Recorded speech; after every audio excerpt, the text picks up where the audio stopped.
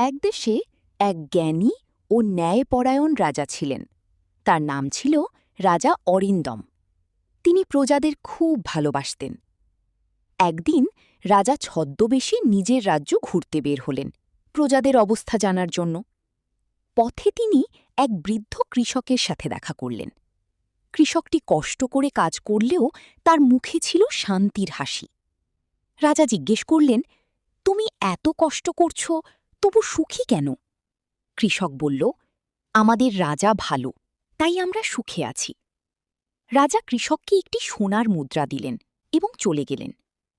পরের দিন রাজা আবার এলেন। এবার কৃষকের মুখে দুশ্চিন্তা দেখা গেল। কৃষক বলল, মুদ্রাটি নিয়ে চিন্তায় আছি, চুরি হয়ে যাবে না তো? রাজা নিজের পরিচয় দিলেন এবং বললেন, আসল সুখ আসে সন্তুষ্টি থেকে, সম্পদ থেকে নয়। কৃষক শিক্ষা পেল এবং আবার সহজ জীবনে ফিরে গেল।